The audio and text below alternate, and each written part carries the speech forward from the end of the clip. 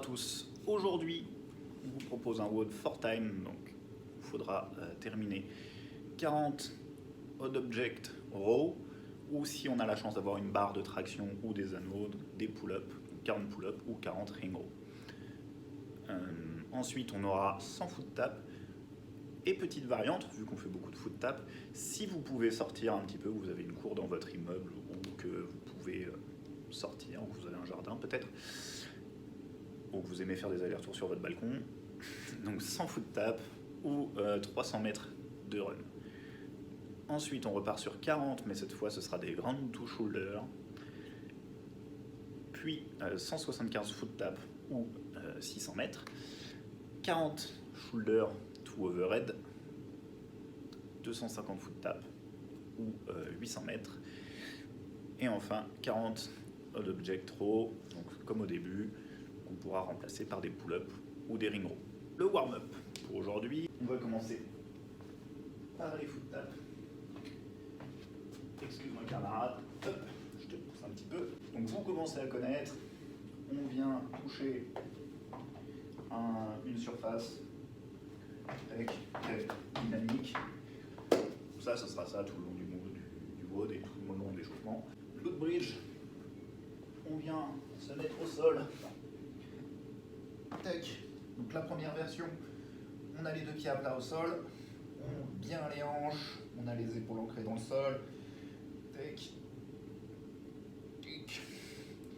Ensuite, on vient le faire à une jambe, on tend une jambe, les épaules sont dans la même position et c'est le même principe, je monte mes hanches le plus haut possible.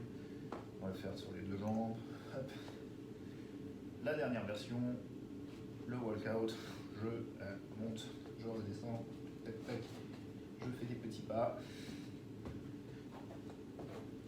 Active dive bomber, donc ça va être un genre de pompe. Je pars en haut de la pompe et là je vais faire comme si je voulais plonger. Et je reviens un peu comme le chien tête en bas. Pendant 1 minute. Donc voilà pour votre échauffement. On va voir les mouvements du WOD maintenant. On a beaucoup de foot tap. J'ai pas besoin de vous les remontrer, on les a vus pour l'échauffement. On va avoir des mouvements de rowing. Donc l'idée c'est de faire un tirage. On peut le faire avec un sac. Donc on vient prendre son sac, hop, et on vient tirer. Donc ça, ou donc vous voyez j'ai mon setup de traction, entre guillemets. Je vais me mettre en dessous, hop, hop. Tac. Je vous invite à retourner voir la vidéo d'Alexis et Soren, je crois, sur les tractions pour voir les différentes variations. L'idée, ça va être de trouver une variation ou un poids, si vous travaillez avec un objet, avec lequel vous feriez les 40 répétitions en 2 minutes. Ensuite, nous allons avoir les ground to shoulder. Ici, avec un objet, mon sac. On part du sol, on arrive aux épaules. On essaye de garder le dos le plus droit possible. Toujours pareil, on ne peut pas courber son dos, on fait attention. Plus votre objet sera volumineux, plus il va vous attirer vers l'avant. Donc,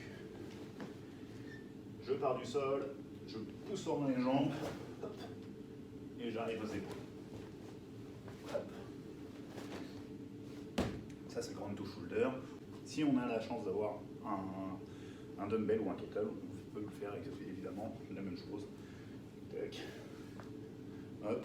Si, encore mieux, si vous en avez deux, eh ben on va le faire à deux, donc un par un. Mouvement suivant, ce sera les 40 shoulder to overhead.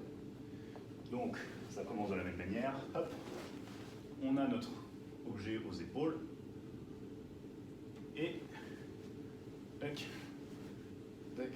Alors avec un objet, vous verrez en fonction de votre objet de comment il bouge. Vous aurez certainement envie de faire soit des strict press, soit des push press. Si vous avez un dumbbell, vous pouvez, comme moi ici, hop, faire des push press, strict press, push press avec les jambes, strict press sans les jambes. Vous pouvez également faire des jerks. Hop, hop. Donc l'objet part de l'épaule et mon mouvement est fini quand mon bras est tendu. Le dernier mouvement, ce sera du rowing, même chose que le premier. Sur les gants to shoulder et les shoulder to overhead, on va essayer de travailler avec le même poids, idéalement un poids avec lequel on ferait des séries de 10 répétitions. Voilà pour aujourd'hui, amusez-vous bien et à bientôt.